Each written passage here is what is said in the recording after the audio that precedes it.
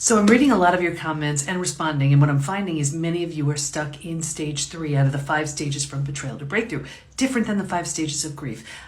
Too long for me to go through the 5 stages, but if you click in my bio the top thing, an event I'm doing with the shift tonight or later this afternoon based on where you are, you can watch. It's totally free, and an event where I do talk about the 5 stages. Anyway, what I'm finding is many of you are stuck in stage 3, and you know you're in stage 3 when this is the experience. Because stage 3 is survival instincts emerge, and because it feels so much better than the shock and trauma of where you just came from, you think it's good. And because you don't know there's anywhere else to go, you don't know there's a stage 4 or stage 5. Transformation doesn't even begin until stage 4. But because you don't know there's anywhere else to go, you start planting roots here. You're not supposed to, but you don't know that. And 4 things happen.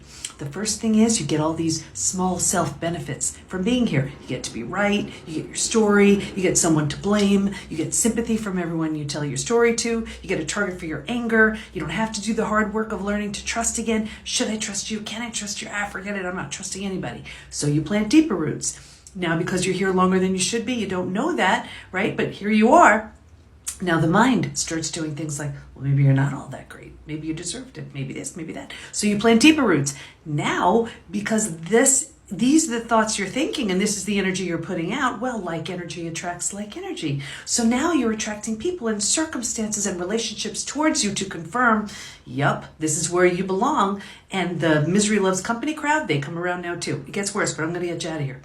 Because it feels so bad, but you don't know there's anywhere else to go, right here you resign yourself. You're like, this stinks, but I better find a way to kind of get through my day. So right here, you use food, drugs, alcohol, work, TV, keeping busy, reckless behavior, anything to numb, avoid, and distract yourself from what's so painful to feel or face. So think about it. You do it for a day, a week, a month. Now it's a habit.